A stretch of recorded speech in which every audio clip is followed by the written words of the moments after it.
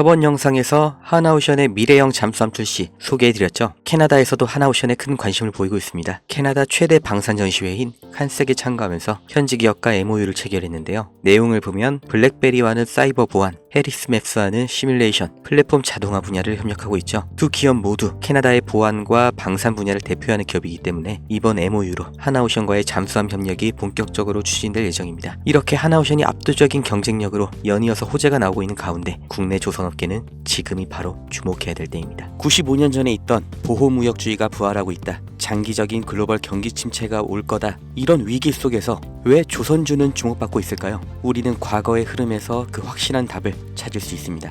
1930년 미국이 경제공황을 타파하기 위해 자국 산업을 보호하겠다는 취지로 스무트홀리 관세법을 만들면서 2만 가지 이상의 수입품에 관세를 부과했습니다. 평균 관세율이 40%부터 시작해서 2년 뒤에는 60%까지 올랐죠.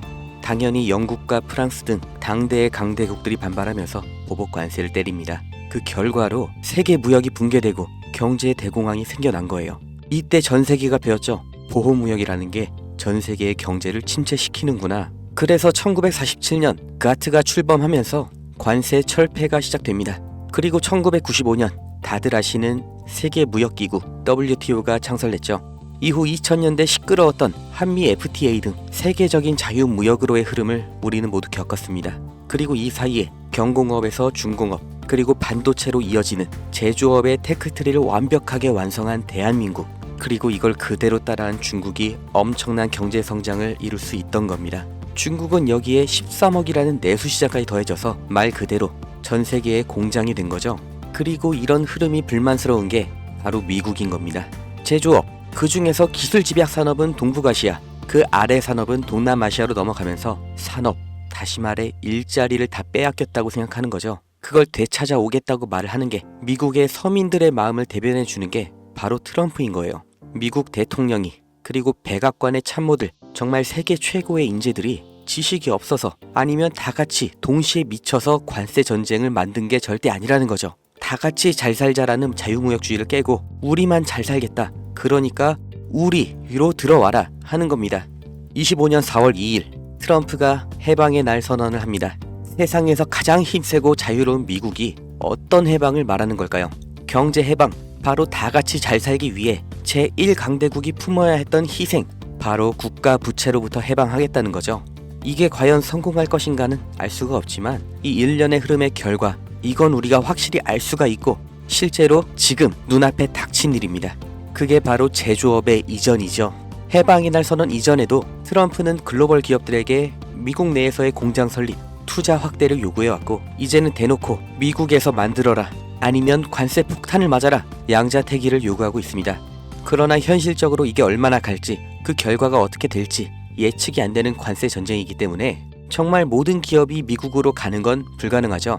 그렇기 때문에 그 대안, 동남아시아로의 이전을 서두르는 기업들이 생겨나고 있습니다. 그리고 유럽에서도 위기의식을 느끼면서 제조업의 부활을 준비하고 있죠. 결국 전 세계 제조업이 재편이라는 몸살을 앓게 되었는데, 사람이 몸살을 앓게 되면 반드시 일어나는 현상이 있죠. 바로 면역 반응입니다. 전 세계 경제에도 이 면역 반응이 나타나고 있는데 그게 바로 조선업입니다. 공장 하나만 이동해도 물류 노선이 하나 새로 만들어집니다. 해항로, 이건 다시 말해 신규 선박 수요를 의미하죠. 그렇기 때문에 트럼프의 선박 구매 언급은 이미 예정되어 있던 수순입니다. 아니, 이미 알고 있었기 때문에, 본인이 할 거기 때문에 해방의 날 전부터, 그리고 지금도 중요하게 언급을 하고 있는 거죠. 백악관에서도 이미 인지하고 있는 겁니다.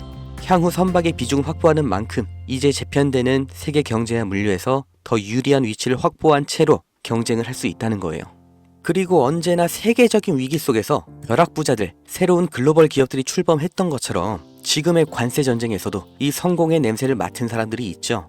국내에서도 현대미포조선을 비롯한 조선주들이 급격한 관심을 받게 된 게 이 미중 무역 갈등 시점부터인 걸 보면 명확하게 확인할 수 있는 겁니다. 전 세계가 무역 전쟁에 빠질수록 물류는 더욱더 복잡해지고 조선업은 그보다 더 바빠집니다. 이 무역 전쟁, 제조업에는 악재일 수 있지만 조선업은 오히려 공급망 재편이라는 정말 30년 만에 한 번 오는 이런 기회의 핵심 수혜 산업인 거예요. 그리고 가격을 보면 알 수 있는데 장기적인 횡보를 거쳤던 국내 조선주들, 급등이 나온 지금도 여전히 저가 매수의 구간에 있습니다. 2025년 조선업의 슈퍼사이클이 지금 열린 겁니다. 무역전쟁 속 가장 확실한 기회를 잡으실 분들, 그 방법을 알려드리기 전에 저는 어떤 유무형의 대가, 멤버십 가입 아무것도 요구하지 않는다는 거 먼저 확인시켜 드립니다.